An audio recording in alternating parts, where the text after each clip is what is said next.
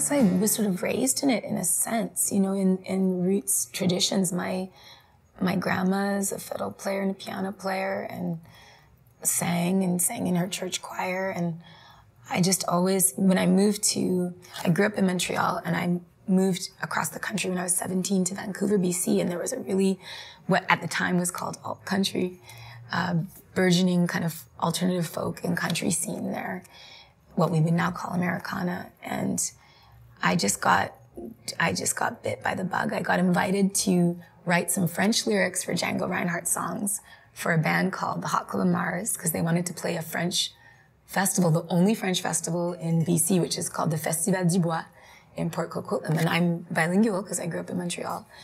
And so I wrote French lyrics for Douce Ambiance. Do y'all know that song, Douce Ambiance? Douce Ambiance vous appellerai, car la ligne est puissante, il faut se délecter. Ce qui coûtera, on ne peut pas payer, tout qu'on puisse faire et jouer. Anyway, it's a beautiful Django Reinhardt, master of melodies, incredible writer. And so it was so much fun to it was like a master's class in songcraft, trying to write lyrics, you know, for his incredible melodies. And then I just started playing music with a group of friends, and there was a band called the Bigatanias that kind of made a big splash in the early 2000s. And my friend Trish Klein, who's a few years older than me, was the banjo player in that band. And she and I started jamming and writing songs together, and we started a second project called Po Girl together, and that was kind of it. I was off to the races. We toured 300 days a year for almost 12 years. We were wild. And, you know, it was our first baby band, cutting our teeth and figuring out what not to do. And it kind of went from there. Yeah, I've never looked back.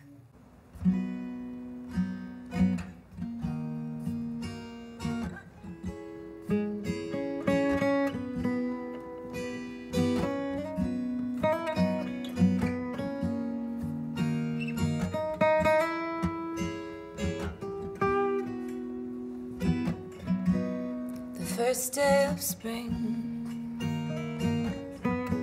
she finally stopped breathing. Silent postscript to 5 days of waiting. Eyes wide open, unblinking, unseeing. She chose her moment well, gracious to a fault. She waited till they had stopped watching. She waited till they were distracted, smiling over pictures of her prairie gone by past, smiling over pictures of a girl with a mind like glass. Clear and sharp but shattered,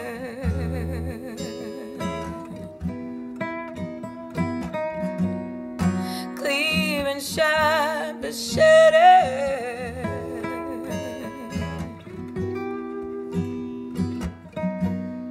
clear and sharp but shattered. And then she left.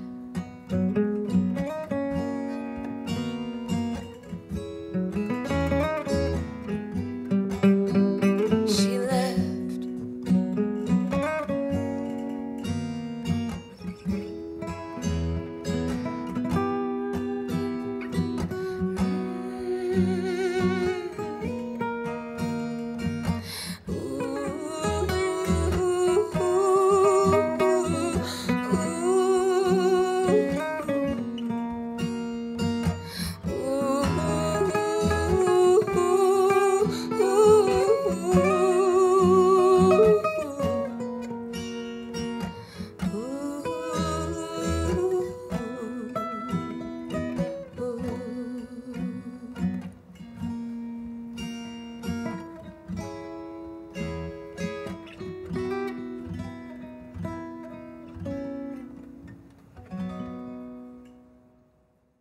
So the first song that we played is a song I wrote called Isabel. And Isabel is my maternal grandmother. She is Scottish-Canadian, born in Scotland, raised on a farm in Saskatchewan. And she became a fellow at McGill University, and she was a huge advocate for women's education and adult literacy and early childhood education. And I adored her, and she was taken too soon by early onset Alzheimer's. And she died on the first day of spring, and about a decade ago now. And she died as gracefully as she lived. And so that song is really an homage to her, a commemoration of her, a celebration of her, and kind of going through the day that she died. And I was on the road at the time with my first baby band, Po Girl, and I wasn't there, which really broke my heart, but my uncle kind of told me the whole story, and then I turned it into a song. I've always written a lot. I've always been a writer, but in my first band, I was, wrote, I would say, the majority of the material. But when I had my daughter 7 years ago, I went through a very severe writer's block, and I really think it was from that, the enormity of the responsibility of stepping into that stream of ancestors, and the enormity of the responsibility of being a mother. And whether we're mothers directly of our own children, we're all essentially mothering the planet for future generations. I went through about a 3-year writer's block after Ida was born. I really thought maybe I'm not a writer anymore.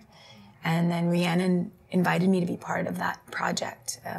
Songs of Our Native Daughters, it wasn't a band yet. We kind of accidentally became a band because of the shocking response to the record that we made. It just kicked open the floodgates. I ended up writing or co-writing 7 songs on that record, and then I just couldn't stop. And that was kind of when I understood that I was going to have to delve into my own past and face it, and that I'm a survivor of severe childhood sexual, physical, and psychological abuse. But I understood for the first time that my story was not in a vacuum, that I was connected in an unbroken line to every woman who had come before me, all the way back to Kashiba, who is the matriarch of my paternal lineage, who was a woman born free somewhere in West Africa, kidnapped, enslaved, sold off the coast of Ghana, survived the Middle Passage, survived, I can't even, enslavers, her children being taken and sold. She's the reason I get to be here. My daughter gets to be here. Her hope and resilience despite the most devastating and unspeakable circumstances, that's part of that lineage too. Yes, there's an unbroken line of intergenerational trauma, but the other side of that coin is intergenerational strength, hope, resilience, almost superhuman levels thereof to survive what our ancestors survived. I really think connecting to my own ancestors, really, through the process of working on that Songs of Our Native Daughters record was really empowering, and I haven't been able to shut up since, and I'm never going to. So,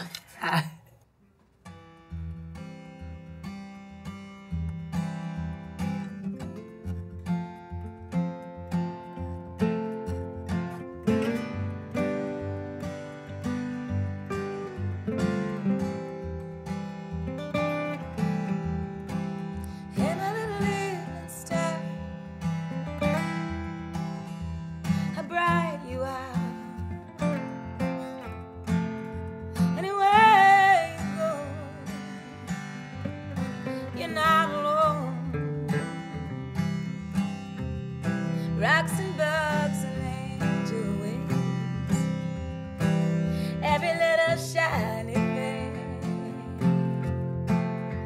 Anywhere you go, you're not alone. You're the North Star and the compass. I was finding something one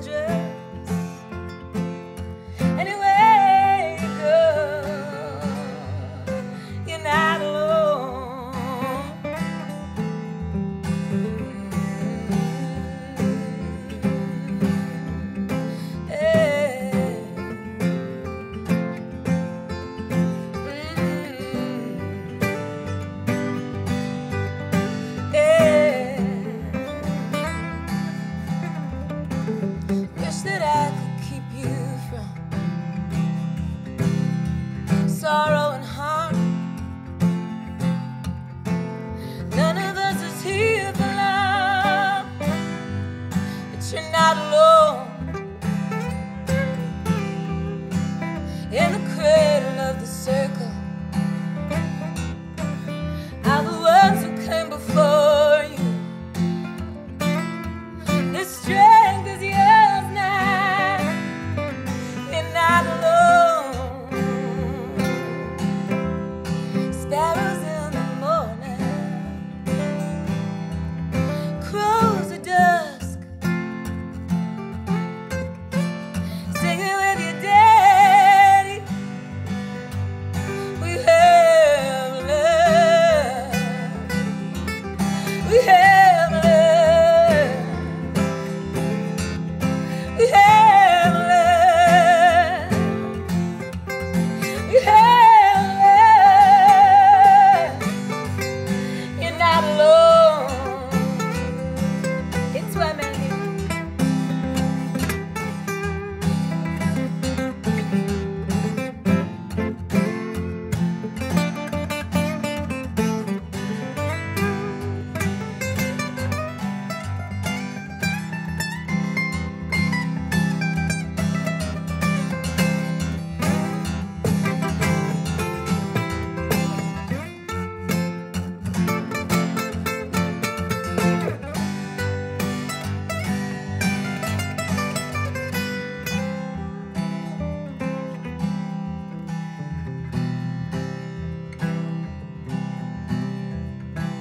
De l'Afrique à l'Acadie, de l'Europe aux Amériques, la musique nous réunit, une famille.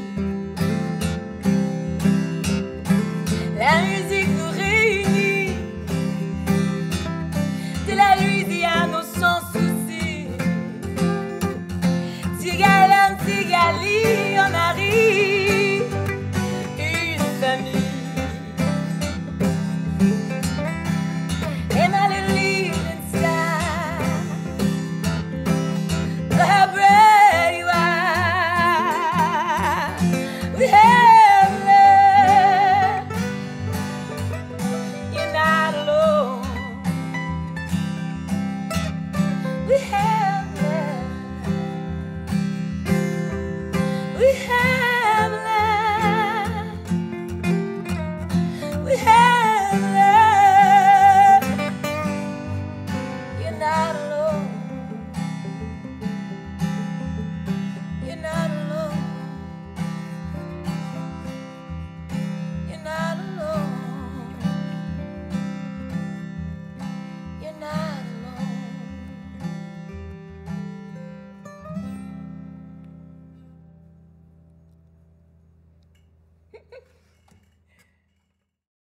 So the second song that we played is another one that I wrote.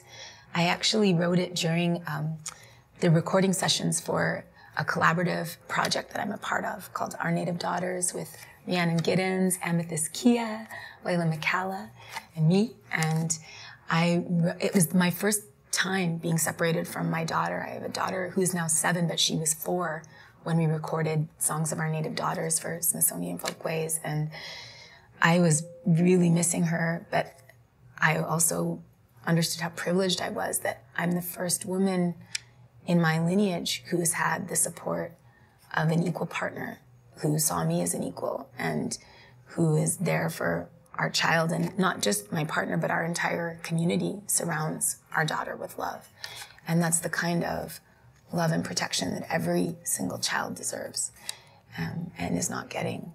And so I wrote it missing Ida, but also thinking about how do we become good ancestors? How do we manifest that while we're still living? And that's what You're Not Alone is for me. I'm trying to be a good ancestor, for all the future generations. And to remind myself and others that that's who we are. This is their world.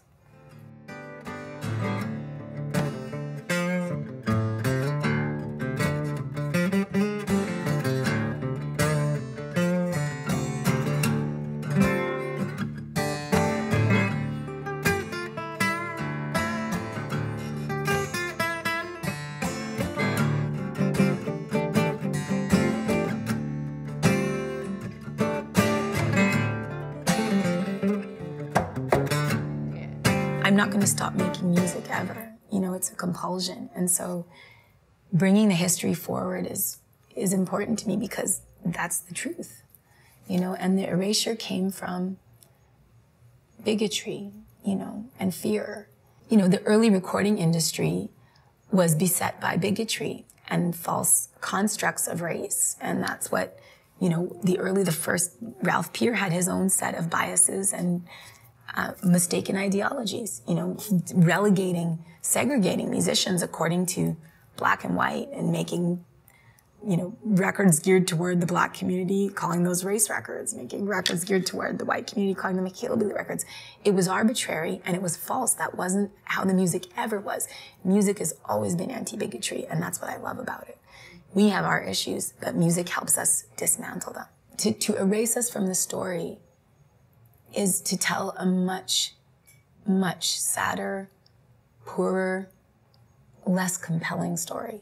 We are at the heart of it as much as anybody. I've spent so much of my career playing to an all-white audience. I am so appreciative of any folks that come to, but when you see that, you think, okay, someone feels like they're not welcome here. Why? Why don't they think this is part of their story too, right? And so we're changing that. We're changing it bit by bit. And you know, whenever someone says to me, like, I don't like country music, or I don't like rap, I don't like hip hop, I just think you just haven't been listening. You haven't listened to enough music to make that statement. Because to me, Americana isn't even really a genre, it's a community. To me, it's everything. It's hip hop, it's country, it's blues, it's rock and roll, it's jazz, it's second line, it's everything. Because America, what defines to me Americana and America is the fact that we are an incredibly rich cultural melting pot. And when I say America, I'm talking about Canada, I'm talking about Mexico, I'm talking about South America, I'm talking about all of the Americas, the Caribbean, all of it. There's no New Orleans, there's no jazz without the massive influence of Haiti. You know, literally jazz doesn't happen without Haitian influence. The first banjo, the Creole banilla, was found in Haiti. The banjo is a West African adaptation that occurred in the Caribbean and then spread throughout the Americas. It's like we are pooling our resources and our creativity always. I'm seeing this openness within the Americana community to self-examination, to change, to pushing the door open wider, and inviting some more folks in. And I think that's a beautiful thing. I see people discovering new artists like Brittany Spencer, like Yasmin Williams, like Joy Oladikin, like Amethyst Kia, you know, the list, like Ray Zaragoza, the list goes on and on and on. Mumu Fresh is as Americana as Rodney Crowell. I'm going to put that out there. Mumu Fresh is as Americana as Emmylou Harris. Equally Americana. And that is what's thrilling to me, just to see these brilliant young artists who are really creatively mixing what we used to think of as genres that could never meet. When we close ourselves off to whole groups of people based on skin color or sexual orientation or gender identity, we lose so much. We lose so much. And we don't have to, there's nothing to be afraid of. And I think that that's what we're learning in our Americana community right now, that there's nothing to fear.